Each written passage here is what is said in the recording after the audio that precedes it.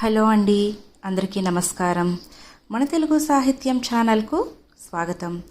ఈరోజు నేను చదవబోయే కథ పద్మజా చౌదరి గారు రచించిన నన్ను క్షమించవు. కథలోకి వెళ్ళబోయే ముందు మీకు ఒక చిన్న రిక్వెస్ట్. మీరు మన ఛానల్ని ఫస్ట్ టైం చూస్తున్నట్లయితే తప్పకుండా సబ్స్క్రైబ్ చేసుకోండి. ఇక కథలోకి వెళ్దామా? దబదబా తలుపు మీద చప్పుడయ్యింది. ఆ తీరే చెప్తోంది వచ్చిందెవరో.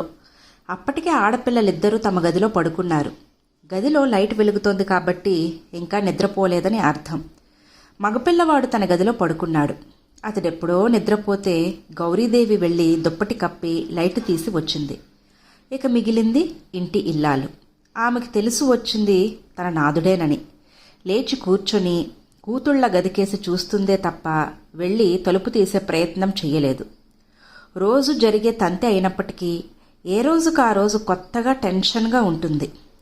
బయట తలుపు తడుతున్న శబ్దంతో పాటు లాలు తల్లి అన్న పిలుపు. గౌరీదేవి లేచి లాలిత్య కోసం వెళ్ళింది. ఆమె వెళ్లేసరికి మహిత చదువుకుంటున్న పుస్తకాన్ని గుండెల మీద పెట్టుకొని ఎటో చూస్తుంది. తల్లిని చూడగానే ఆమెలో అంతవరకు చెలరేగుతున్న భావాల తాలూకా అలజడి అధికమయ్యింది. విసురుగా పుస్తకాన్ని తీసి దూకుడుగా టేబుల్ మీదకి గిరాటు వేసింది. మహిత సనుక్కున్నదేమిటో గౌరీదేవికి అస్పష్టంగా ఉన్నప్పటికీ భావం మాత్రం స్పష్టమే. తెలిసే నేనేం చేయగలను అనుకుంది. లాలిత్య మంచం దగ్గరికి వెళ్ళి నెమ్మదిగా ఆమెను తట్టి లేపింది. లాలు, లేమ్మా, నాన్నగారొచ్చారు, వెళ్ళి తలుపుతీ అంది మృదువుగా. అంతకే లేచి దిగ్గున కూర్చుంది లాలిత్య. ఏమాత్రం మత్తు లేకుండా అప్పుడే విచ్చుకున్న కలువల్లా ఉన్నాయి ఆమె కళ్ళు. కాళ్లకు చెప్పులు తగిలించుకొని చకచకా వెళ్ళింది. వెళ్తున్న ఆమెనే ఈర్ష్యగా గమనించాయి రెండు కళ్ళు. ఈ విషయం ఆ తల్లికి తెలుసు. అయినా ఆమె నిస్సహాయత మెల్లగా మహిత దిశ అడుగులు వేసింది.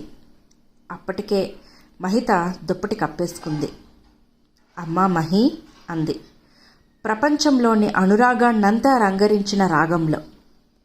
పిచ్చి తల్లి, ఇప్పుడేమయ్యింది అంది లాలనగా. కన్న తండ్రి సవతి తల్లి ప్రేమ చూపిస్తుంటే ఏమవుతుంది? ఏమీ కాదు, నిష్ఠూరం. గౌరీదేవి మౌనం వహించింది. ఆమె మాట్లాడలేదని మహితకు తెలుసు. ప్రభంజనంలో సుధాకర్, లాలిత్య వచ్చారు. వారి అడుగుల సవ్వడి అల్లంత దూరాన ఉండగానే మహిత ముసుగు తన్నింది. మెలకువగా ఉందంటే ఏం జరుగుతుందో ఆమెకు తెలుసు. అతడు ఉత్సాహంగా మహితను లేపుతాడు. ఏదో తెచ్చాను మీకోసం, అక్కిస్తుంది అంటాడు. అది వినగానే మహిత మోము చిన్నబోతుంది. అయినా తన బాధను తల్లికే తప్ప తండ్రికి తెలియనియ్యదు. అతడికి లాలిత్య పైన ప్రేమ జాస్తి. ఈ విషయం అతడిని ఎరిగిన ప్రతి వ్యక్తికి తెలుసు. అమ్మలక్కలు అనేక మంది ఈ వాస్తవాన్ని గ్రహించి ఎత్తిచూపటం వల్ల చిన్న కూతురి చిన్ని హృదయం చిన్నబోయిందన్న విషయం అతనికి తెలియదు. సుధాకర్ ఉదయం నిద్రలేవగానే లాలిత్య ముఖం చూడాలి, ఆమె మాట వినాలి. రాత్రి ఇంటికి వచ్చాక లాలిత్య ఎదురవ్వాలి. ఆమె కావాలి అని అడిగిన ఏ విషయానికి అతడు వద్దు, లేదు అన్న జవాబు ఇవ్వలేదు. 2 జతలు బట్టలు తెస్తే మొదటి ఎంపిక లాలిత్యదే. ఆఖరి సంతానం మగపిల్లవాడు కాబట్టి, ఎడంగా పుట్టాడు కాబట్టి అతనిలో అసంతృప్తి తలెత్తలేదు. పైపెచ్చు అతడు పెద్దక్కకు తండ్రి వద్దనున్న పరపతిని తనకు అనుకూలంగా మలుచుకుంటాడు. అతడే కాదు, అప్పుడప్పుడు తల్లి కూడాను. ఎటొచ్చి తీవ్రమైన సంఘర్షణకు గురయ్యింది, ఆ రాపిడికి నలిగిపోయింది మహిత ఒక్కటే. చాలా కాలం ఆమె కూడా ఈ విషయాన్ని బయటపడకుండా లోలోనే కుమిలిపోయింది. ఈ మధ్య సాధ్యం కావటం లేదు. ఆ రోజు రాత్రి గౌరీదేవి మెదలకుండా ఉండలేకపోయింది. ఏమైనా సరే మహితలో అసంతృప్తి, బాధ ఎక్కువ కాలం ఉండకూడదు. అందుకే మెల్లగా భర్తను కదిపింది. సుధాకర్ అవుననలేదు, కాదనలేదు. మౌనంగా సీలింగ్ ఫ్యాన్ కేసి చూడసాగాడు. అతని ఆలోచనలు ఎక్కడ చిక్కుకుపోయాయో ఆమెకు అంతుపట్టలేదు. ఈ విషయాన్ని ఎత్తి సంభాషణ జరపాలని ఎప్పుడు ప్రయత్నించినా అది సాగటం లేదు. కన్న కూతుర్ని తండ్రి ప్రేమించటంలో విడ్డూరం లేదు. కానీ అతడు ప్రదర్శిస్తున్న ప్రత్యేకత, భేదం ఇట్టే తెలిసిపోతుంది.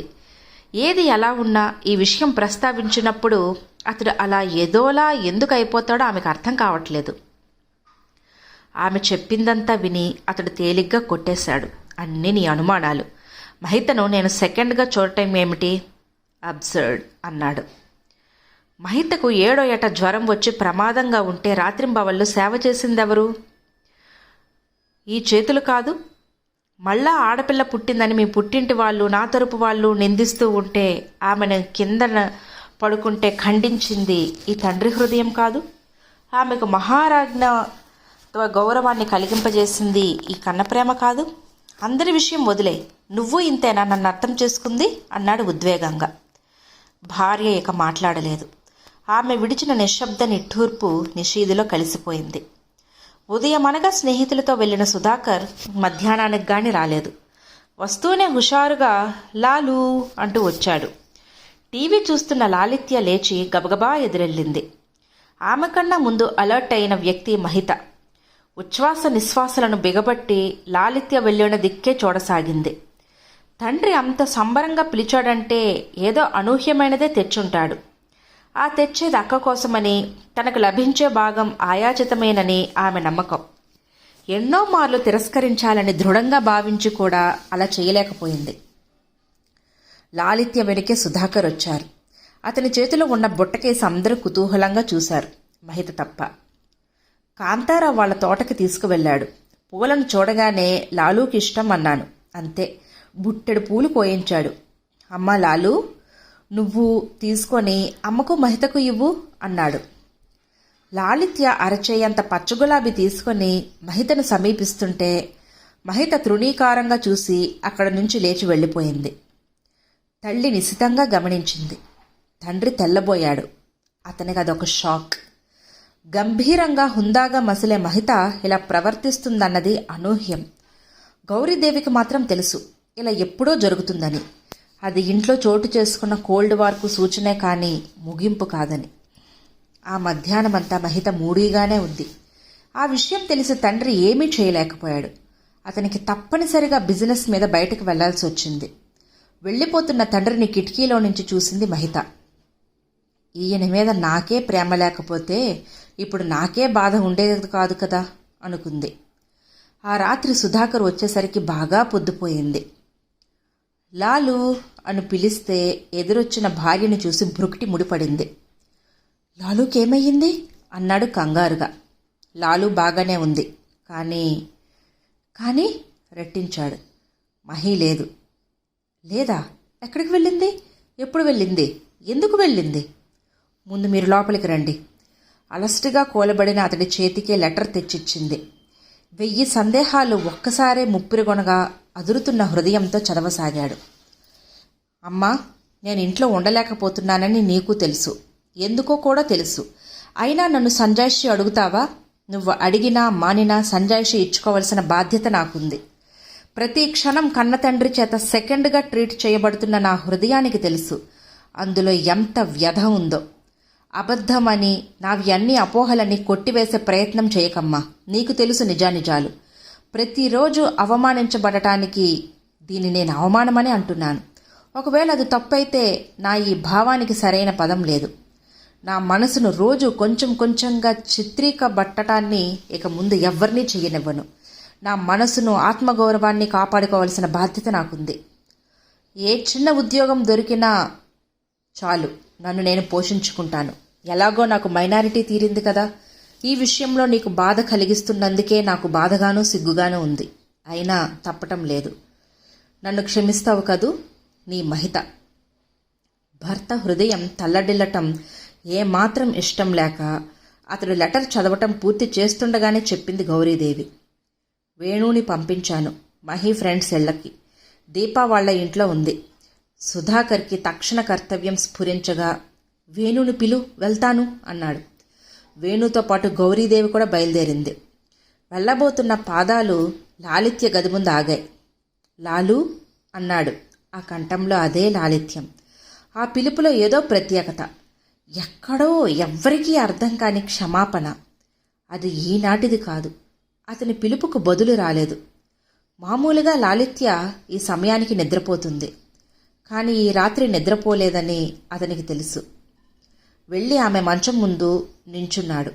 నిద్రపోతున్నట్లు నటించే ప్రయత్నంలో లాలిత్య, అమ్మా లాలు అన్నాడు అదే మృదువైన కంఠంతో. పొంగిన గోదావరి అయ్యింది ఆమె వేదన. నాన్నా అంటూ బేలగా రోదించింది. సున్నితంగా ఆమె తల నిమిరాడు. నువ్వేం చేశావు తల్లి? లేచి తలుపేసుకో, మేం వెళ్ళి మహిని తీసుకొస్తాం అన్నాడు. ఆమె తలుపేసుకోవటం చూశాక కానీ వాళ్ల కారు కదల్లేదు. మౌన భారాన్ని భరిస్తూ కారు వెళ్లి దీప వాళ్ళ ఇంటి ముందు ఆగింది. ఆ శబ్దానికి ఆ ఇంటి సింహద్వారం తెరుచుకుంది. రండి రండి, మీకోసమే చూస్తున్నాం అన్నాడు రంగనాథం. సుధాకర్తో పాటు వచ్చిన గాంభీర్యం అక్కడి వాతావరణాన్ని అలుముకుంది. మహి నిద్రపోయిందా అన్నాడు సుధాకర్. ఆమెకు ఆ రాత్రి నిద్రపట్టదని అందరికీ తెలుసు. 2 నిమిషాల్లో మహిత అక్కడికొచ్చింది. జ్యోతుల్లా ఉన్న కళ్ళతో తండ్రిని సూటిగా చూసి అతని ఎదురుగా కూర్చుంది. ఆ చూడటంలోనూ కూర్చోవటంలోనూ స్పష్టమైంది ఆమె ఈ రాజీకి సిద్ధంగా లేదని. పసితనం నుండి కలిగిన మానసిక సంఘర్షణ, లాలూకు వ్యధతో ఒత్తిడితో ఆమె హృదయం రాటుతేలిపోయింది. సుధాకర్ నిశ్శబ్దంగా చాలాసేపు ఆమెనే గమనించాడు. ఆమె మనసునే చదివాడో, ఆ ఎదలోని గాయాన్నే చూశాడో కానీ చిక్కగా పేరుకుపోయిన నిశ్శబ్దాన్ని ఛేదిస్తూ, నన్ను మన్నిస్తావా మహి అన్నాడు. అందరూ ఉలిక్కి పడ్డారు. మహిత కళ్ళు కలవరాన్ని దాచలేక తల్లడిల్లిపోయాయి. ఏ తండ్రికి ఎదురవ్వకూడని పరిస్థితి నాది. కన్న కూతురికి ఆమె తనకెంత విలువైనదో చెప్పుకోవలసి రావడం ఏ తండ్రికి రాకూడదు. ఒకే దిశలో నా ఆలోచనలు ప్రయాణించడం వలన నాకెంతో ప్రియమైన నిన్ను కష్టపెట్టాను. ఒట్టి క్షమాపణలు కోరితే చాలదు, నీకు సంజాయిషి ఇచ్చుకోవలసిన బాధ్యత నాకుంది. ముందుగా నేను చెప్పేది విను. నీకు న్యాయం తోస్తేనే నన్ను క్షమించు. అందరూ ఊపిరి బిగబెట్టి వినసాగారు. మీ అమ్మకు తొలిసారి 9 నెలలు నిండే సమయానికి నేను ఆమె పుట్టినింటికి చేరుకున్న మొదటి కాన్పు కావటం వల్ల మాలో చెప్పలేని ఉద్విగ్నత. పైగా అప్పుడు మీ అమ్మ ఆరోగ్యం సరిగ్గా లేదు, బలహీనంగా ఉంది, రక్తహీనతతో బాధపడుతూ ఉండేది. చెకప్కు తీసుకువెళ్ళినప్పుడల్లా డాక్టర్ నన్ను చీవాట్లు వేసేది. ఎన్ని జాగ్రత్తలు తీసుకున్నప్పటికీ డెలివరీ కష్టమయ్యింది. ఆమెను పేరున్న పెద్ద నర్సింగ్ హోంలో చేర్పించాం. 4 నిపుణులైన డాక్టర్లు ఆమె డెలివరీకి అటెండ్ అయ్యారు. బయట మేము టెన్షన్తో చచ్చిపోతున్నాం. అప్పుడొచ్చింది డాక్టర్ ఝాన్సీ. చూపులతోనే నన్ను రమ్మని పిలిచింది. తడబడే అడుగులతో వెళ్ళాను. ఏమిటని అడగటానికి కూడా గొంతు పెగల్లేదు. శూన్య దృక్కులతో ఆమె ముందు నించున్నాను. డెలివరీ కష్టంగా ఉంది. తల్లి బిడ్డల్లో ఒక్కరు మాత్రమే దక్కుతారు అంది. ఆమెను నేను ఆ పైన మాట్లాడనివ్వలేదు. డాక్టర్, గౌరీని బ్రతికించండి, ఆమె లేకపోతే నేను చచ్చిపోతాను అన్నాను. ఆమె మీ అమ్మ ప్రాణాలకు హామీ ఇచ్చి పాపాయి మీద ఆశ వదులుకోండి అంది. పర్వాలేదు డాక్టర్, గౌరీని బ్రతికించండి అన్నాను. గౌరీ బ్రతికింది. గౌరీతో పాటు పాపాయి దక్కింది. మొదటిసారి ఆ పాపాయిని ఎత్తుకుని గుండెలకు హత్తుకున్నప్పుడు కలిగినప్పటి అనిర్వచనీయమైన ఆనందంలో ఒక్కసారి కొరడాతో ఝులిపించినట్లు తత్తరపడ్డాను. ఈ పాప లేకపోయినా పర్వాలేదన్న మాట ఎలా అనగలిగానా అన్న ఆలోచన నన్ను నిలువనీయలేదు. అప్పటి నుంచి ఈ 20 ఏళ్లుగా నాలో అదే కలవరం. ఏ క్షణమూ అది నన్ను వదల్లేదు. లాలూని చూసినప్పుడల్లా నన్ను నేను క్షమించుకోలేను. తండ్రి ఆలోచన పిల్లల మీద పడుతుందేమోనన్న భయంతో నేను చలించిపోతాను. ఇప్పటికీ అప్పుడప్పుడు అర్ధరాత్రులు లేచి అదే ఆలోచించుకుంటాను. హే భగవాన్, నా ఆయుష్ కూడా ఇచ్చి నా లాలూని చల్లగా చూడు అని వేడుకుంటాను. నన్ను నేను సర్ది చెప్పుకోలేని స్థితిలో, నన్ను నేను క్షమించుకోలేని హృదయంతో నలిగిపోతూ, ఒకప్పటి నా మాట తలంపుకు వచ్చి చలించిపోతూ లాలూ మీద ప్రత్యేకతను కనబరిస్తే అది నా ఆత్మన్యూనతా భావానికి చిహ్నమే కానీ నీకన్నా అక్క మీద ప్రేమ ఎక్కువని కాదు. అది నా అంతం కళ్ళల్లోకి బాహ్య రూపమే తప్ప నా చిన్న కూతుర్ని చిన్న చేయటం కాదు. అప్పుడు తెలియక లాలూకి ద్రోహం తలపెట్టిన ఈ తండ్రి ఇప్పుడు అదే తెలియనితనంతో నీకు కష్టం కలిగించాడమ్మా. నన్ను క్షమించు, నన్ను క్షమించు. 2 క్షమాపణలు ఎందుకో, ఎవరెవరిని ఉద్దేశించినవో అక్కడున్న అందరికీ విదితమే. ఆ బాధ ఇప్పుడు ఈ కూతురు కోసమే, అప్పటి ఆ కూతురి కోసమో స్పష్టంగా ఉంది. ఎన్నో ఏళ్లుగా గూడు కట్టుకున్న వేదనా భారాన్ని చెప్పుకోవటం ద్వారా అతని భారాన్ని దించుకున్నాడో లేదో కానీ అతని బాధ విన్నాక అందరి హృదయాలు భారమయ్యాయి. తల వెనక్కు వాల్చి కళ్ళు మూసుకున్న సుధాకర్ తన కాళ్ల దగ్గర మహిత స్పర్శకు, ఆమె వెక్కిళ్ల శబ్దానికి ఉలిక్కిపడి కదిలాడు. నన్ను క్షమించు నాన్న, ప్లీజ్ అంది వెక్కుతూ మహిత. ఇదండి కథ. ఈ కథ కనుక మీకు నచ్చినట్లయితే లైక్ చేయండి, షేర్ చేయండి. అలాగే మరిన్ని ఇంట్రెస్టింగ్ కథల కోసం మన ఛానల్ను తప్పకుండా సబ్స్క్రైబ్ చేసుకోండి. Thank you.